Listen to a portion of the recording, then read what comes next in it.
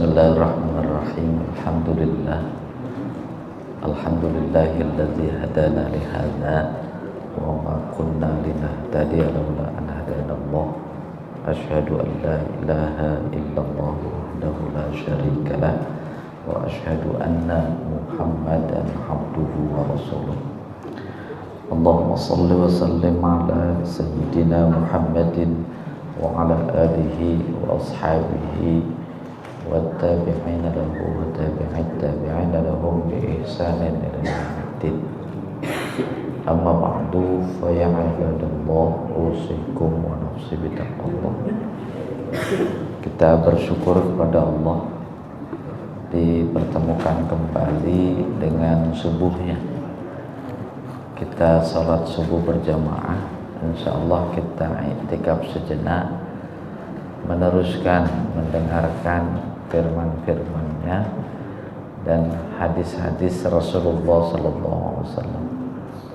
Mudah-mudahan semua ini mengantarkan kita kepada hidup yang lebih baik, bukan cuma di dunia tetapi juga di akhirat kelak. Hidup di dunia ini tidak dianggap hidup. Hidup di dunia ini, kita betapapun ada, betapapun hidup, itu dianggap tidak ada. Kenapa? Karena akan mati, karena akan tidak ada.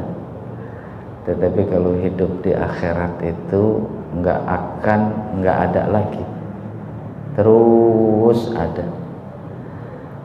Maka kemudian disuruh pilih, mau pilih hidup yang akan tidak ada atau mau pilih hidup yang nggak ada, nggak pernah mati.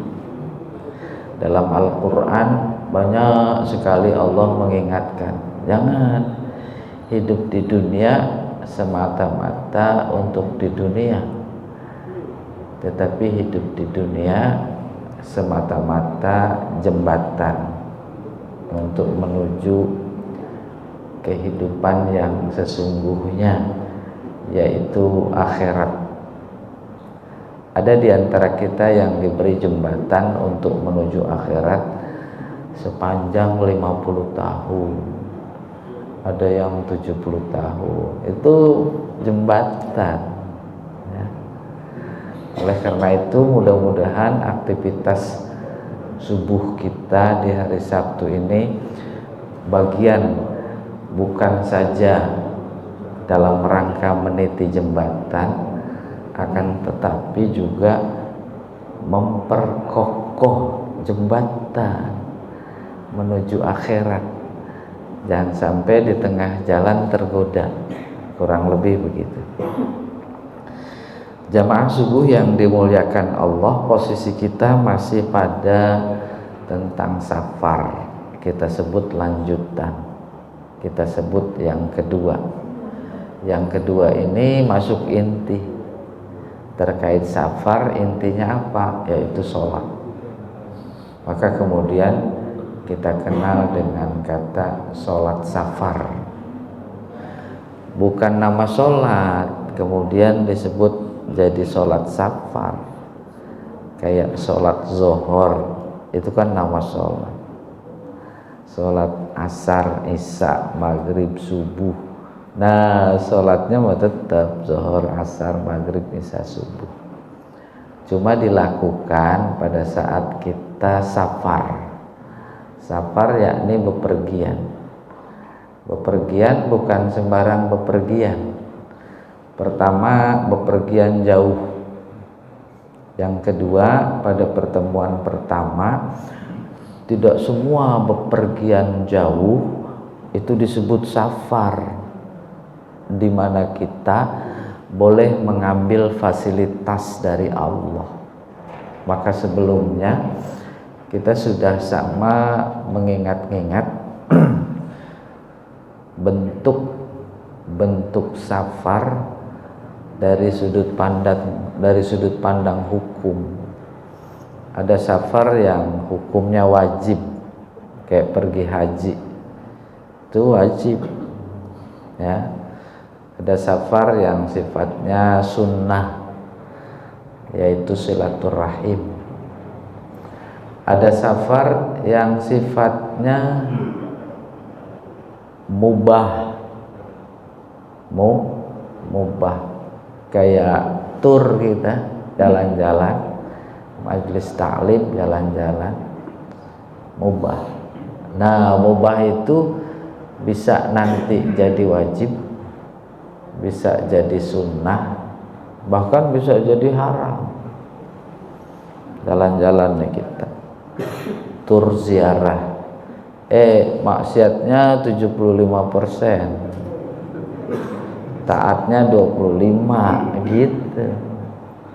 Nah, itu menjadi mubah lalu bertingkat jadi sunnah kalau memang semuanya itu dalam kerangka ketaatan kepada Allah Subhanahu wa taala. Taat bahasa Al-Qur'an yang paling fundamental adalah ibadah. Ibadah itu artinya taat. Wa ma khalaqtul jinna wal insa illa liya'budun illa liyuti'un. Aku ciptakan kalian cuma satu, tujuannya taat kepadaku.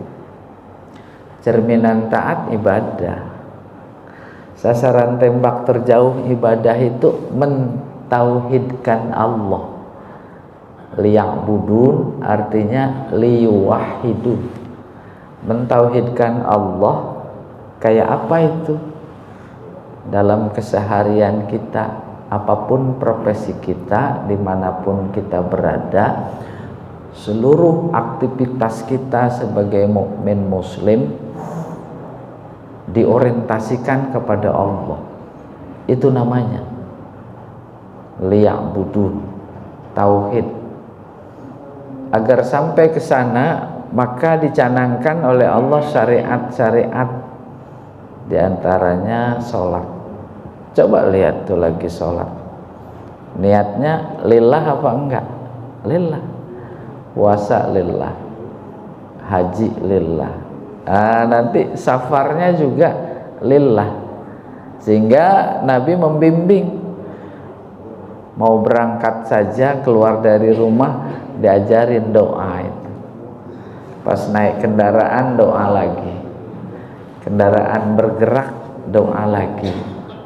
Tuh, nggak ada sejengkal tanah yang Allah berikan kepada kita kecuali merupakan sarana untuk ibadah kepadanya.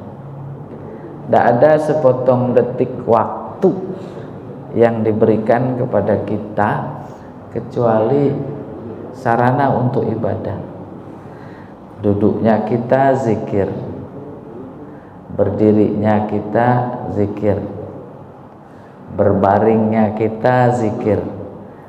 Itu dia ulil albab, alladzina yazkurunallaha qiyaman wa qu'udan wa ala junubihim plus wa yatafakkaruna fi khalqis samawati wal ardh.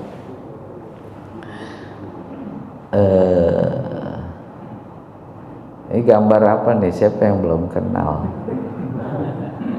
Udah kenal semua ya. Apa maknanya? Maksud safar perjalanan jauh ya, dari sini ke Pondok Cabe. Ada pesawat nggak? Tuh Pondok Cabe ada pesawatnya, nggak terbang gitu, terbang beberapa kali, tapi saya dengar katanya rugi, akhirnya nggak terbang lagi gitu kurang lebih. Ini juga darat ya. Darat ada kereta tuh ya, ibu-ibu bapak-bapak nih diajarin gambar tuh kapal. Maknanya dulu haji pakai kapal laut ya. Oke, ingat safar perjalanan jauh itu mayoritas ulama Ada juga kalau dilihat secara tuntas lebih luas terkait safar, ada yang baru lewat RW itu udah dianggap safar. RW-nya bukan RW kita sekarang. RW zaman Nabi itu nyebrang gunung, ya dah? Itu udah, kita tidak persoalkan itu. Oke, itu safar. Sholat safar, sholat dalam perjalanan. Perjalanannya jauh, maka ada 3 bentuk sholat. Pertama, qashar, maksudnya qashar saja. Yang kedua, jamak, maksudnya jamak saja. Dan yang ketiga, digabung, baru namanya qashar jamak. Qashar pendek artinya, atau memendekkan, bukan bacaannya, bukan waktunya, rakaatnya, bukan semua sholat, tapi yang 4 saja. Yang tadinya 4 jadi 2, yang tadinya 2 tetap 2 dong, qashar juga. Menjamak, menggabung 2 sholat, zuhur asar dijadiin 1, itu namanya menjamak. Tetap 4.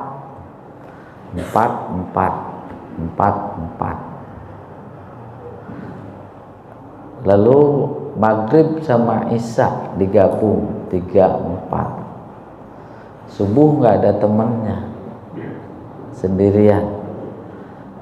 Jangan bikin-bikin, digabung aja. Itu namanya yang disebut bid'ah. Bid'ahnya dhalalah. Oke. Berikutnya dasar hukumnya itu An-Nisa ayat 101. A'udzubillahi minasyaitonirrajim. Bismillahirrahmanirrahim. Wa idza darabtum fil ardi. Doroba tadinya memukul. Memukul. Maknanya banyak. Dilihat kata sebelum dan sesudahnya. Demikian karakteristik bahasa Arab. Saya berilustrasi yang lain. Baitun, apa artinya? Rumah. Salah. Belum punya arti kalau sendirian. Tuh gitu asal. Ya. Kalau disambung dengan kata berikutnya, Baitu Ahmad, baru rumah. Rumah si Ahmad. Rumah si Ahmad tergambar di dalam pikiran.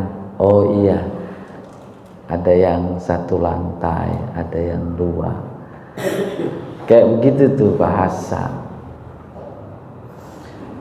Bait digabung sama Allah, Baitullah. Sama enggak dalam pikiran antara Baitul Muhammad Ahmad dengan Baitullah? Beda. Disambung lagi dengan Baitul Ma'mur. Beda lagi. Sambung lagi dengan Baitul Izzah. Beda lagi. Disambung lagi umpamanya dengan Baitul Syi'ri. Jadi bahasanya bait syair. Demikian doroba, memukul. Kata dasarnya maknanya tidak berubah, memukul. Tapi yang dipukul bumi. Yang dipukul bumi. Mukulnya pakai kaki. Tuh. Ini yang tadi pada berangkat ke sini ke masjid dari rumah jalan kaki. Mukul-mukul nggak? Tuh, ya. Kalau di Malaysia injak-injak. injak bumi gitu. Sana luar biasa itu ya. Menteri pengairan, menteri basah kuyup. Basah kuyup. Ya Malaysia itu ya. Nah di sini ayatnya berbunyi wa idza darabtum fil ardi, apabila kalian bepergian, yaitu safar. Tuh konteksnya safar. Ketika disebut safar, perjalanan jauh tadi,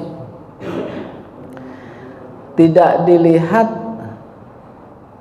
sulit atau tidaknya, menyusahkan, melelahkan atau tidak. Maka gambar pertama pakai pesawat, nggak dilihat apa namanya repotnya. Kemarin ada yang pergi haji naik sepeda, siapa itu? Pak Iwan ya? Dari Pamulang katanya haji naik sepeda, dilepas sama wali kota. Nggak apa-apa, daripada waiting list 20 tahun. Naik sepeda paling 6 bulan lah gitu kurang ya. Jadi safar substansinya, safar pergiannya. Kenapa? Falaisa alaikum junah, ini hukum, maka tidak ada atas kalian junah. Junah artinya apa-apa, tidak apa-apa. Dipertegas, tidak dosa. Tidak dosa ngapain? Antak suruh minas sholat, mengkosor sholat. Pada ayat potongan yang berbunyi, potongan ayat yang berbunyi falaisa alaikum junah, memberikan informasi tentang hukum tidak dosa. Maka lahir hukum fikih terkait kosor sholat. Pertama wajib, yang kedua sunnah, yang ketiga namanya ikhtiar, pilih.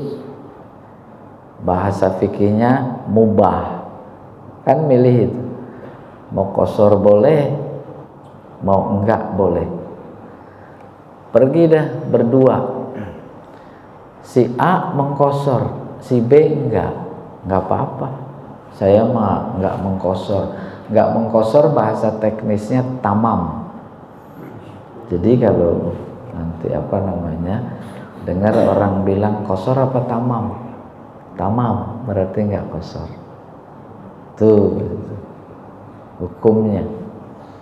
Terus antak suruh, apa sih temanya ayat ini? Mengkosor dalam konteks safar, mengkosor sholat.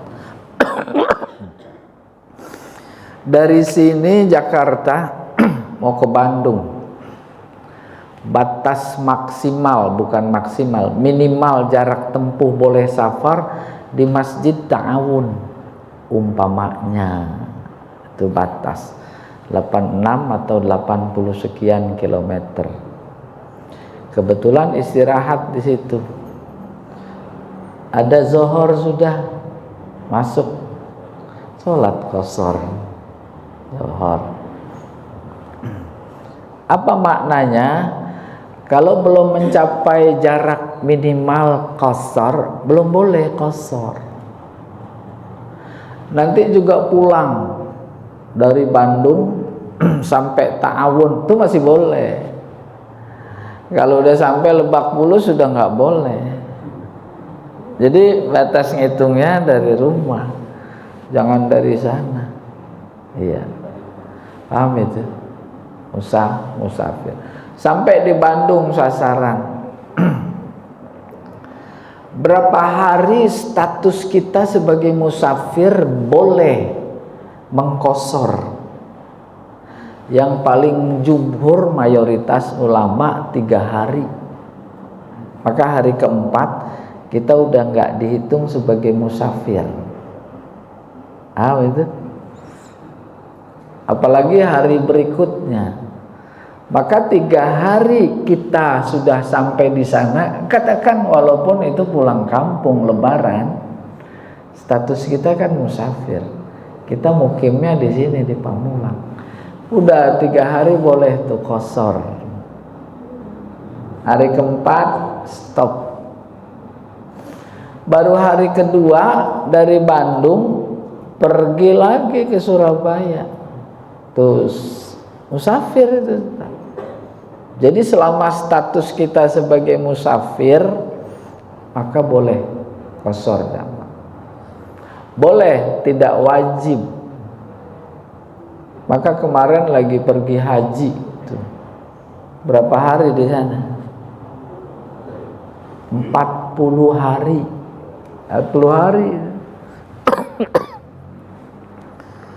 Boleh qashar, boleh. Tapi batasnya 3 hari, kesonoinnya sudah tamam. Di antara jamaah haji yang ada, itu lebih memilih tamam. Nah, demikian qashar. Ya. Apa mau naik pesawat, naik apa saja, qashar identik sama safar. Safar ada batas minimal boleh qashar. Berikutnya ini penting. In khiftum ayyaftinakumul ladina kafaru. Jika kalian takut, ayyaftina diuji, fitnah. Fitnah itu ujian. Fitnah banyak sekali maknanya. Kita satu aja lah. Ujian.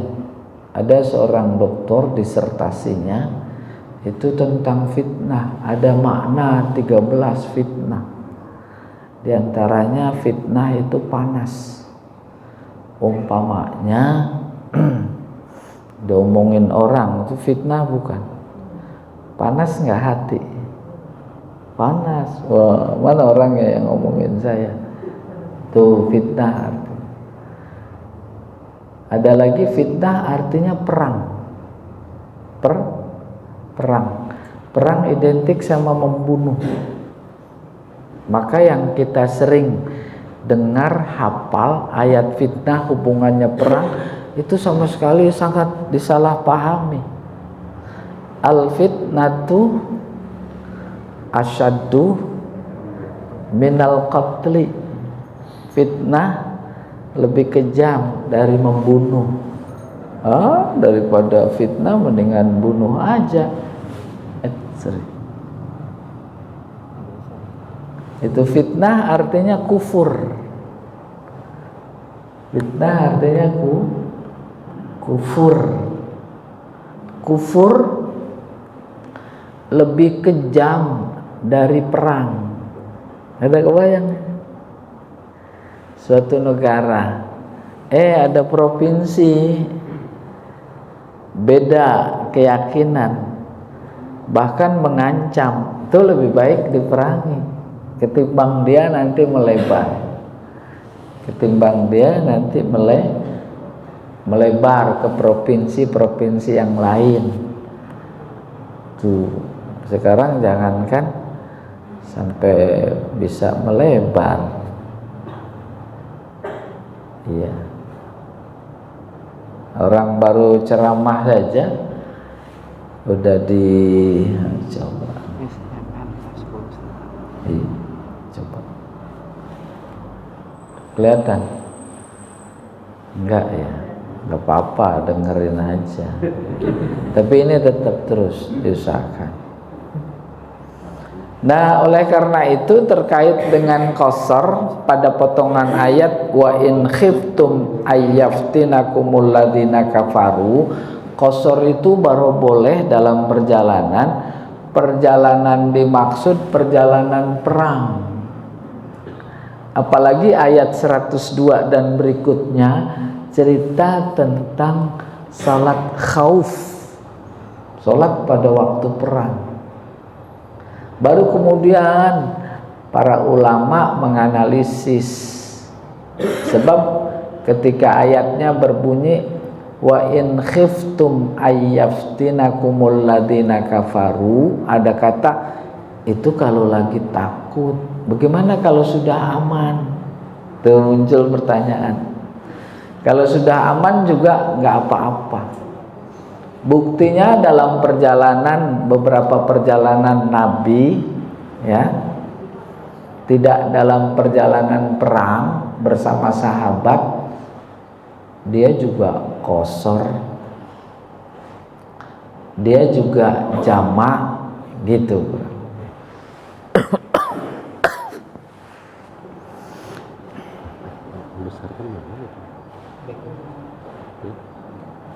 Apanya? Biar besar gitu. Udah, ini udah muncul. Ini udah besar, udah besar. Ini kecil. Ini kalau ininya hilang, ini besar, kecil. Kalau ini kecil. Ini aja. Sebentar, ya. Nah, itu. Ya. Tuh, ini muncul. Oke, kita teruskan. Nah, itu potongan ayat wa in khiftum ayyaftinakumul ladina kafaru, memberikan informasi qasar itu pada perjalanannya perjalanan perang. Terancam oleh musuh pada saat itu umpamanya, dan sekarang juga, itu boleh qasar. Bahkan qasar memang kalau dalam kondisi perang itu 4 bukan jadi 2, jadi 1 rakaat. Mau ya perang dulu. Pokoknya seperti Rusia sama Ukraina tuh, kayak begitu kasih sayang Allah. Apa itu? Lebih mengedepankan keselamatan jiwa. Oleh karena itu sekarang fokus qasornya dalam perjalanan jauh, tidak perang, yaitu dalam kondisi aman. Gitu informasi in khiftum ayyaftinakumul ladina kafaru. Kenapa itu? Kalau dalam kondisi perang, bahkan barangkali wajib ya qasar, yang 4 bukan jadi 2, jadi 1. Tuh kalau mau qasar subuh di situ 2 jadi 1. Apalagi sholat khauf, nanti bisa pegang senjata. Lagi ruku, sebelum ruku nembak dulu. Tuh. Bahkan dibaca lagi dalam buku fikih terkait sholat khauf, dulu kan nggak pakai tembakan, pakai pedang. Di atas kuda sambil berhadapan sama musuh, itu dia sami Allahu liman hamidah, gitu orang. Allahu Akbar. Itu dia menunjukkan emang sholat nggak boleh ditinggal. Kalau puasa lagi safar boleh nggak puasa, malah pada seneng itu. Males puasa, ayo kita jalan-jalan supaya boleh nggak puasa, ya tidak? Biasa itu. Oke. Kenapa begitu dibolehkan oleh Allah? Innal kafirina, sesungguhnya orang-orang kafir, kanu lakum aduwwam mubina. Itu Allah menyatakan bukan ada bedanya mukmin kafir, tapi lebih dahsyat lagi musuh. Nah kita sekarang udah nggak boleh nyebut kafir, ya nggak boleh ya, kesepakatan dalam kongres titik-titik gitu kurang lebih, nggak boleh nyebut kafir lagi, pecah kepala, ya. Nah kita kan ngikut Al-Quran, ini nggak boleh nyebut kafir. Baru kita masuk sholat jamak, ini dasar hukumnya beda. Al-jam'u fis safar, sholat jamak dalam safar. Al-jam'u bainas sholatain fis safar fi waqti ihdahuma jaiz fi qauli aktsari ahlil ilmi. Hukum menjamak sholat dalam perjalanan itu jaiz, boleh. La farqa baina kaunihi nazilan aw sa'iran. nggak ada bedanya. Safarnya itu jalan kaki atau naik kendaraan, sama qasar juga.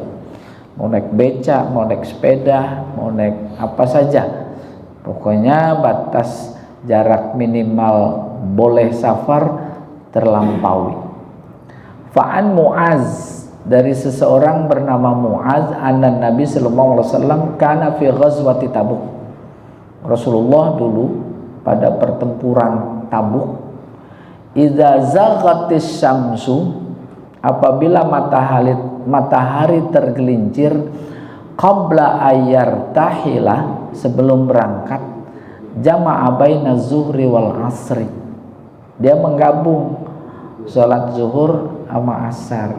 Bedanya nih, kalau qasar harus sampai pada jarak minimal, tapi kalau belum tercapai itu masih di rumah atau tengah jalan belum boleh qasar. Tapi kalau jamaah tuh di rumah udah boleh. Mau berangkat deh ke Surabaya, azan zuhur, sholat jamaah saja, jangan diqasar. Ayo kita zuhur, habis zuhur asar, tuh bedaannya. Jamaah saja. Tapi kalau umpamanya berangkat baru jam 11, ayo berangkat, nanti asar kita berhenti. Tuh, berhentinya pada batas minimal jarak boleh qasar, jamak dan qasar deh. Asar tuh udah berapa kilo ini? Oh, udah 100 lebih. Ayo, karena udah asar, zuhurnya sudah habis, udah sholat asar, qasar 2 rakaat. Habis itu sholat zuhur 2 rakaat. Udah terus. Karena zuhur dilakukan pada waktu asar, namanya jamak takhir. Mereka yang ketat berpegang pada fikih, ketat ya fikihnya, nggak boleh nanti jamak berikutnya ditakdim, harus takhir juga. Teruskan perjalanan, azan maghrib terus, ntar isya baru kita sholat. Tapi ada juga yang nggak ketat, nggak apa-apa. Yang ini takdim, takhir, yang sana takdim. Udah tinggal pilih. Yang bagus tuh yang nggak sholat. Semuanya bagus. Itu udah sebenarnya kalau dibaca. Nah, ini berikutnya. Wa idzar tahala qabla an tazigha asy-syams, kalau dia berangkat sebelum gelincir matahari, akhara zuhra hatta yanzila lil asri, maka dia takhir zuhur, maka digabung dengan asar. Wa fil maghrib mislu zalik, maghrib dan isya juga begitu. In ghabatis syamsu qabla ayyar tahil, apabila terbenam matahari, maksudnya datang waktu maghrib, sebelum berangkat, jama'a bainal maghrib wal isya, maka dia boleh menjamak maghrib dan isya, jamak takdim. Wa in irtahala qabla an taghib, kalau dia berangkat sebelum terbenam matahari, akharal maghrib, dia takhir maghrib sampai datang waktu isya. Summa nazal fajama'a bainahuma. Itu dia. Oke, substansinya perbedaan sedikit yang penting diketahui antara qasar dan jamak. Selesai. Ini hukum tadi sudah disinggung. Wajib, sunnah, mana yang afdol? Ini yang pada boleh pilihan ini. Yang wajib, sunnah. Sahabat pada nanya, gimana ya Rasulullah? Kurang lebih hukumnya begitu. Bagaimana yang benar ini? Apa jawab Rasulullah? Innaha shadaqah. Fasilitas itu adalah sedekah. Sedekah dari Allah. Bayangin ya, sedekahnya bukan materi, tapi imateri. Maka bahasa teknis fikihnya rukhsah. Rukhsah artinya keringanan. Keringanan. Baru Nabi berkata, faqbalu shadaqatah, maka terimalah sedekahnya. Ulama melihat kata Nabi faqbalu shadaqatah, pertama wajib. Kenapa? Karena amr itu. Terima sedekahnya. Ada orang sedekah, kalau nggak diterima, tuh psikologisnya, pertimbangan psikologis, dia tersinggung. Kayak begitu terhadap Allah. Maka atas dasar pertimbangan psikologis ini, wajib terima sedekah. Jadi di jalan ada orang kasih duit 50.000, padahal di dompetnya ada 1 juta. Pertanyaan, terima apa enggak? Hah? Tuh, si A bilang terima, nanti tersinggung. Si B bilang enggak, kasih yang lain. Begitu.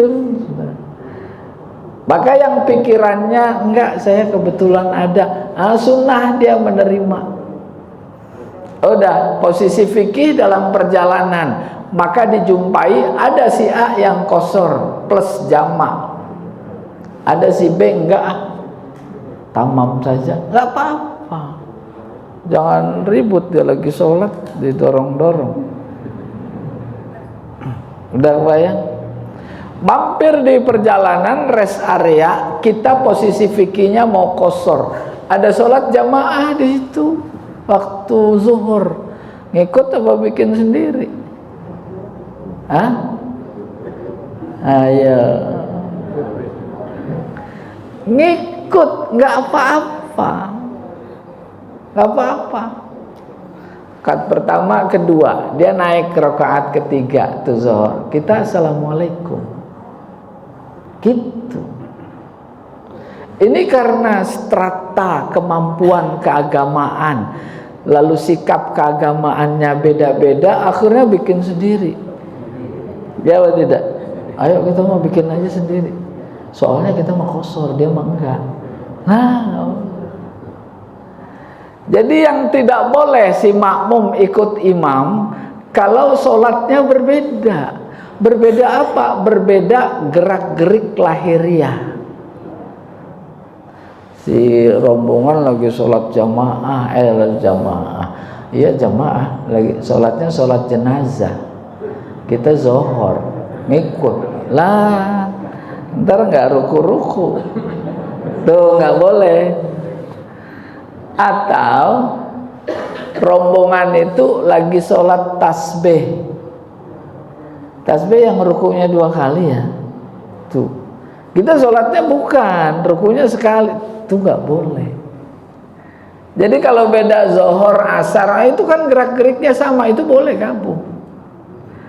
Pamannya Ramadan, tarawih lambat datang, kita belum isya, jamaah di masjid sudah lagi tarawih, ikut jadi makmum.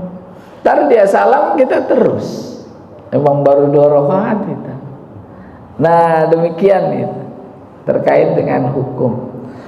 Lalu yang sunnah tadi hubungannya dengan sedekah. Oh iya, diterima, seneng dia diterima. Itu sedekahnya. Kayak begitu. Dan kemudian afdol. Afdol pilihan. Menurut si A atas dasar situasi dan kondisi, oh afdolnya ini apa namanya, kosor. Apalagi rombongan, kalau kita jamaah habis kalau kita tamam sholatnya, waduh ketinggalan rombongan tuh, maka lebih afdol kosor. Apa maknanya? Situasional, kondisional. Dan fikih secara umum itu ketika Imam Malik ditanya mal fiqhu, al fiqhu huwal wad'u, fikih adalah wad'u situasional, kondisional. Lapar nggak ada yang dimakan, tuh yang dilarang dimakan boleh apa enggak? Tuh situasional, kondisional. Sholat harus menghadap kiblat. Lah mobilnya lagi jalan ke timur, Boleh, boleh. Ya, Allah a'lam bishawab. Udah segini dulu. Ada sisa waktu, barangkali ada yang mau tanya, dipersilahkan. Assalamualaikum warahmatullahi wabarakatuh. Assalamualaikum warahmatullahi wabarakatuh. Saya mau bertanya ini kan tentang safar ya. Kalau misalnya ya, ini pernah juga terjadi gitu ya. Kita pulang ke kendaraan sendiri itu sudah asal, tapi kita perkirakan pulang itu ya sudah nanti juga bisa lah akan perjalanan tidak jauh gitu kan. Tiba-tiba terjebak gitu. Nah ini apakah sebaiknya kita jamaah saja gitu kan? Atau kita sholat di kendaraan dengan apa namanya dulu seperti itu, atau kita lihat jamaah saja gitu. Itu satu. Kedua, sekarang kan teknologi itu kita ditransportasi yang mudah sekali gitu ya. Kalau dari sini Pondok Cabe ke Tasikmalaya sekarang kan ada rute itu ya, cuma nggak sampai sejam. Nah, itu apakah misalnya kalau naik pesawat itu dari sini ya memang belum waktunya sholat. Sampai di sana, apakah yang abdolnya itu kita jamaah? Kalau tidak usah jamaah karena cuma berapa menit saja atau ya sampai 1 jam gitu ya. Itu barangkali. Assalamualaikum warahmatullahi wabarakatuh. Qashar jamak itu namanya sholat safar, sholat dalam perjalanan. Boleh qashar, ada kriterianya. Apabila menempuh jarak minimal 85 km, boleh beda-beda dikit dengan yang lain.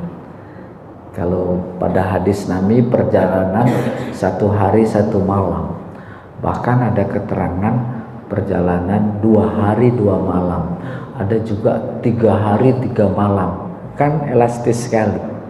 Oke, kita sepakati 85 atau 86 km. Kalau belum menempuh jarak itu ya belum boleh.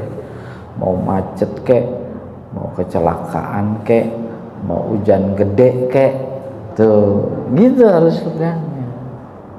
Baru prinsipnya, belum pada safar. Innas sholata kanat alal mu'minina kitabam mauquta. Kewajiban yang sudah diberi batas waktu. Datang waktu sholat, kalau nunggu sampai di rumah peristirahatan, apa karena macet begini, kok kehabisan waktu, tuh wajib di situ sholat. Apa adanya. Di kereta macet dari Senen sampai Surabaya nggak duduk-duduk, wajib sholat apa enggak? Wajib. Itu namanya kitabam mauquta. Baru kalau mau dibahas, sampai di tempat tujuan, waktu sholat katakan zohor atau asar masih ada, padahal tadi di kereta udah sholat dengan kondisi apa adanya. Pilihan mau ngulang lagi, namanya i'adah, boleh. Kenapa alasannya? Alasannya apa? Yang tadi kayaknya kurang sempurna, boleh, namanya i'adah. Terus tidak sholat, tidak i'adah, boleh, kan tadi udah sholat, kan di sana kurang sempurna. Kurang sempurna kan bukan kemauan kita, karena kondisi. Jadi kembali kepada Pak Anwar ya, Anwar, patokannya safar. Kalau bukan safar ya enggak. Iya, Allah a'lam bishawab. Ya, silahkan. Ibu-ibu ada? Biasanya ada ibu-ibu? No. Nggak ada? Kalau gitu Ali aja saya boleh nanya. Ali, silahkan. Kalau kita sholat wajib, kita sholat rawatib, kemudian ada yang ikut, dia sholat wajib, itu sah nggak Ustaz? Kenapa perlu diulang lagi?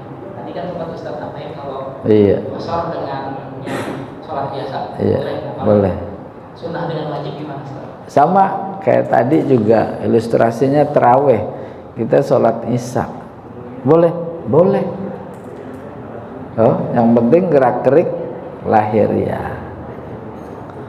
Ini sholat rawatib qobliyah atau ba'diyah lah katakan sendirian. Belakang ada yang ikut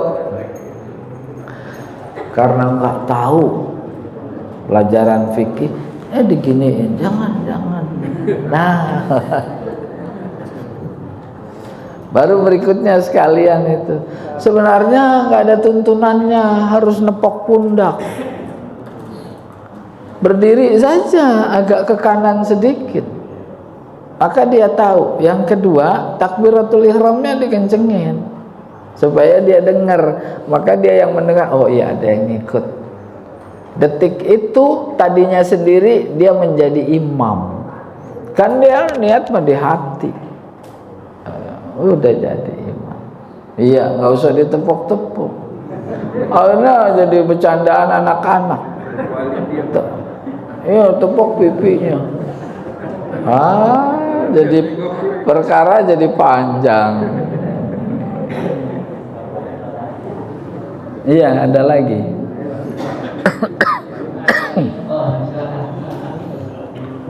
Silahkan. Assalamualaikum warahmatullahi wabarakatuh.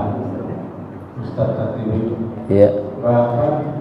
Bulan lalu Bapak sedikit berbicara mengenai masalah esoteris. Dikit.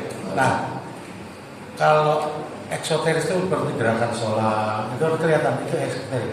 Nah, kalau misalnya boleh nggak kalau kita mengacu pada esoteris yang sholat tapi nggak melakukan apa-apa, artinya hatinya saja yang sholat, itu kan dalam ranah esoteris. Ya, bisa nggak gitu kira-kira? Apakah dia harus satu proses? Artinya ada gerakan ruku, ada gerakan ini, tapi hatinya juga harus. Ataukah bisa nggak sholat? Hatinya saja yang sholat, tapi eksoterisnya tidak melakukan apa-apa. Terima kasih. Ibadah itu ada dua, ada mahdhoh, ada ghair mahdhoh. Mahdhoh formal, yang syaratnya, rukunnya, gerak-geriknya, tata caranya, waktunya udah dari Allah.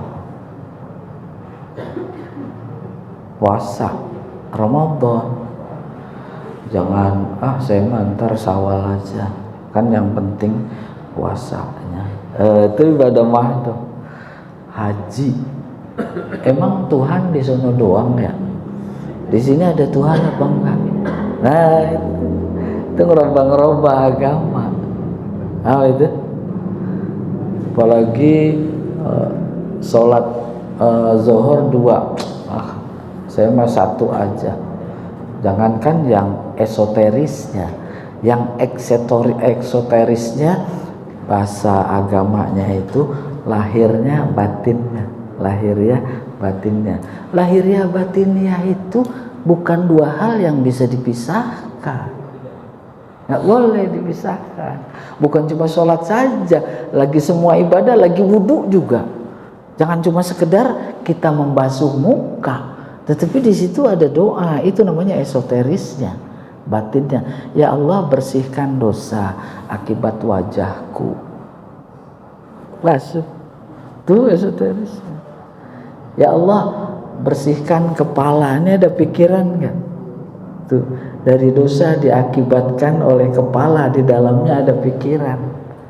Lagi puasa mah puasa, nahan makan, nahan minum, tapi mata pikiran kemana-mana umpamanya. Jadi nggak bisa dipisahkan. Satu kesatuan. Bahkan pada ibadah ghair mahdhoh. Ghair mahdhoh itu cari rizki, yang satu dagang, yang satu PNS. Itu kan ibadah itu. Beda. Tapi substansinya satu, ibadah. Teknisnya berbeda. Itu yang namanya ghair mahdhoh. Waktunya juga berbeda. Apalagi sekarang kerjanya di rumah semua itu. Ya kan? Online katanya. Ya, orang masak aja pakai online. Alas masak datang gaduh-gaduh. Ya kan? Nah, jadi bagus pertanyaan Bapak ya.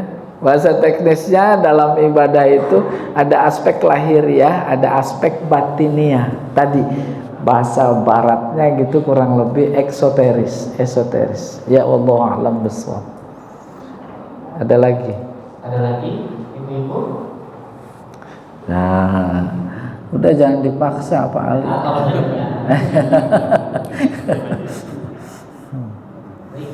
Cukup ya Ustaz ya? Iya.